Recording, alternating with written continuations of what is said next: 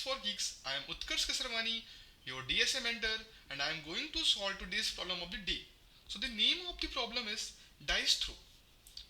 The problem is saying given n dice each with m faces, find the number of ways to get sum x, which is the summation of values on each face when all the dice are thrown. So you have seen in real world the dice now. So that dice have only 6 faces, correct? And the values are from 1 to 6. But in this question, a dice can have any number of faces. Okay, so the faces are not fixed. Okay, so this m value is the number of faces. Okay, now we have been given the number of dices. So whenever we will throw any dice, we are not sure which number we can get. Okay, so the number possible in each dice,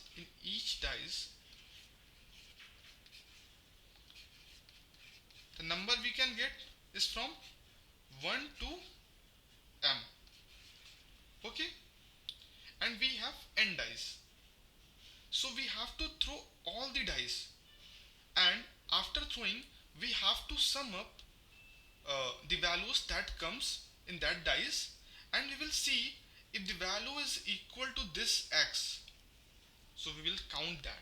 So we will count all the cases when the value can be 6.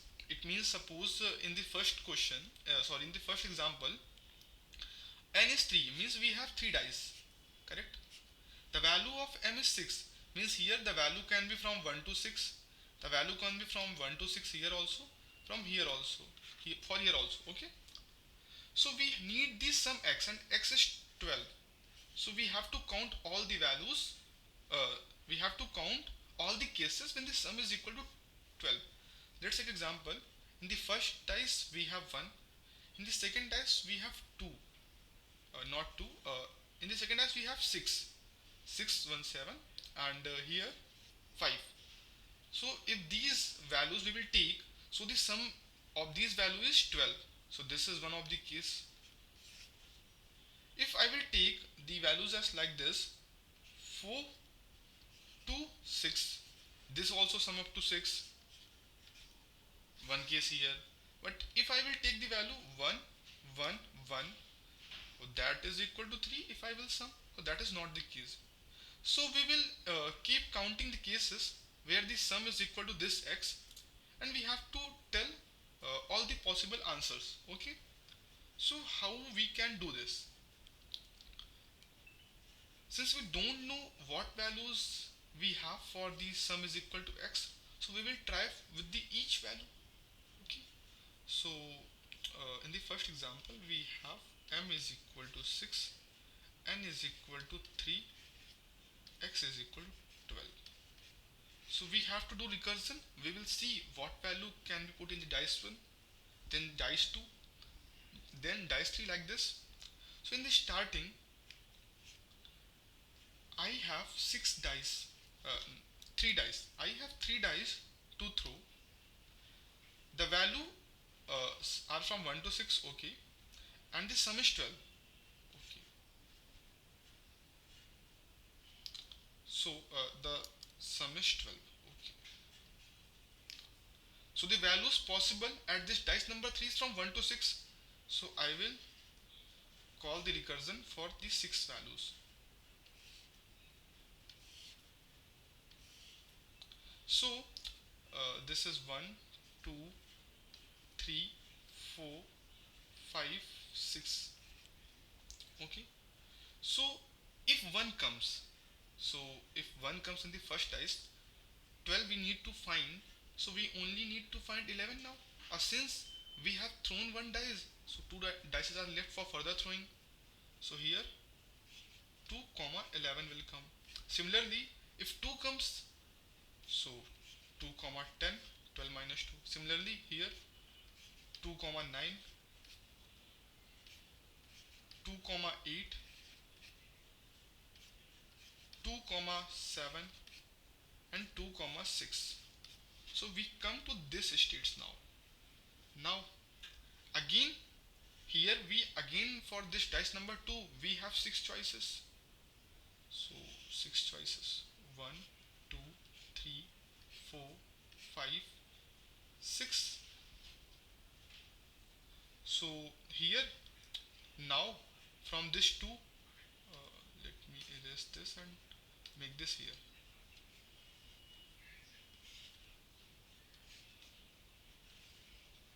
So here now my one dice again reduced. So dice left is 1, and now since the for this we have 1, 2, here 3 comes in the dice, here 4, here 5, here 6. So 11 minus 1 is 10. So we will search for 10. Here 1 comma 9. Here 1 comma 8, 1 comma 7, 1 comma 6, 1 comma 5. Okay. So here we have 1 dice and 5 we need to find. Again 6 cases. So now dice left is 0, and the here we have 1, so we need 4. 0 comma 3, 0 comma 2, 0 comma 1, 0 comma minus 1, and 0 comma minus 2. Sorry, here it will come 0 comma 0, and here it will come minus 1. Okay. So uh, these are the things which you will do in recursion for finding your answer. So what will happen here, when your dice count is 0, you have to use your all dices. Since the count is 0, it means you have used your all dices. Okay. So if your I'm writing the base cases. So if your dice count is equal to 0, so you have to check what you have to take. If your sum is equal to 0, because you keep subtracting. So if your sum is 0, it means the value which we have used in the dices uh, was equal to x. So if your sum was equal to 0, so we will return 1, means we will increase 1. Okay, this is one of the base case. Let's suppose at any point of time, since you are subtracting, your sum is negative. For example, you get 6, 6 and 6, but you need to find 12. So your sum is negative at any point of time. So it means that answer not possible. So in that case, you will not count and return 0 here. Okay. And if suppose at any point of time your dice, or include this in this. Okay. If at any point of time your dice is negative. Why negative? Because when you are at this place, you further counted, but you cannot go to that place. So if your dice is negative, in that case also you have to return a 0. These are the base cases. So let's write pseudocode for this. Int solve, you will have the number of dices. So int n, number of faces, int m, and the sum you want. Okay. You will write your base cases. The base cases are, if your n is negative, it means dice is negative, so return 0. If your n is 0, means you have exhausted your all dices, so you have to check if sum is 0. So in that case you will return 1. And if at any point of time your sum is negative, so you will have to return a 0. Else you will create a answer variable, and I told you that we have to check for each faces, no? So let the face value start from 1 and it can go till this m f plus plus. I will add for each face value. So answer plus is equal to, we will call this recursion function. So solve, and now my dice will be reduced by 1. So n minus 1. M is same, number of faces is same, and sum. So since the sum will be reduced by the face value, so sum minus f. Okay, and in the last, return answer. Okay, so let's try to submit this solution. So I will create a function int solve. Let's instead of writing the n, write dice. In dice, in faces we have and int sum. If my dice is negative, so return 0 in that case. If my dice is equal to 0, it means we have exhausted all the dices. And also for, let's write here,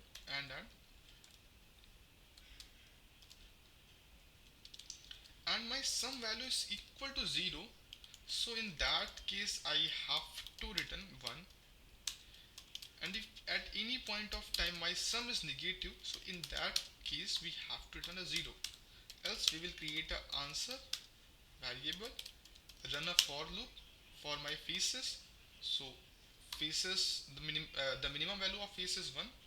F should be less than or equal to faces, and f plus plus answer plus is equal to solve uh, dice minus 1, faces value will be same, and sum minus f, and in the last we have to return answer. And here we will call that function. So return solve, n was the dice, m is faces, and x.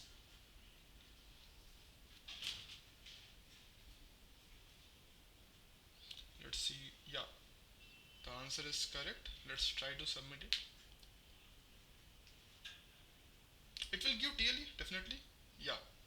Why TLE? Because in this recursion tree, the states will reappear.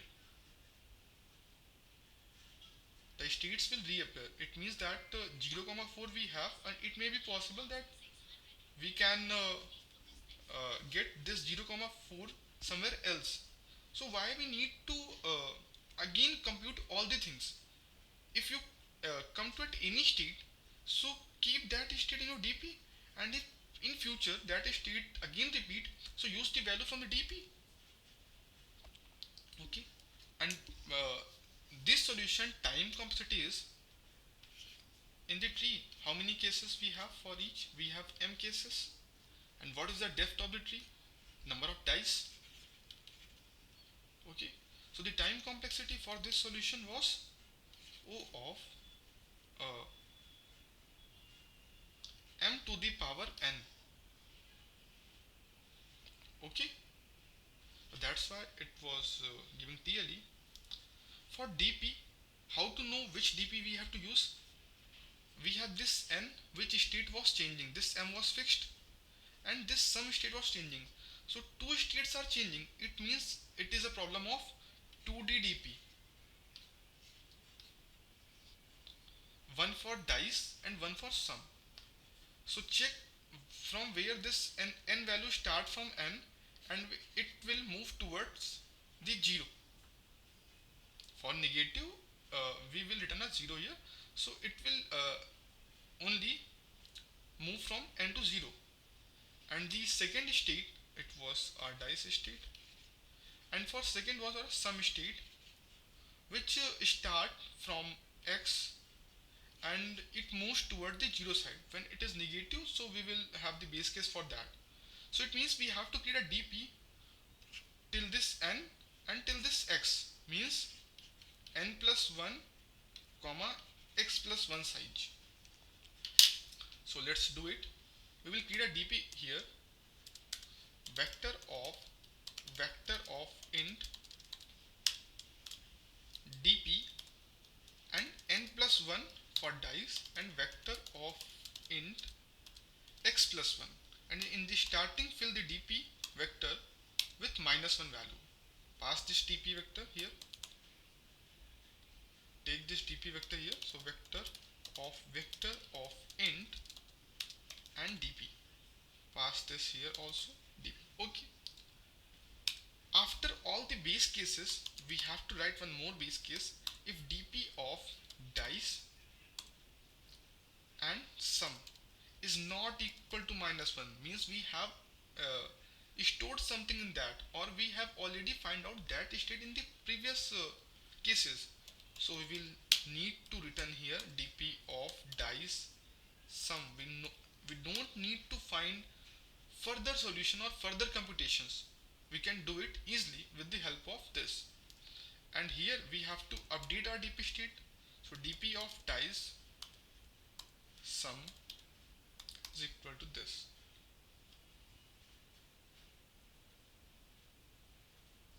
Let's try to submit it.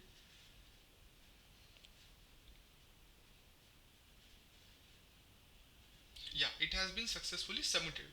So if you have any doubt in this problem, you can comment below. And thanks for watching. Bye. Have a good day.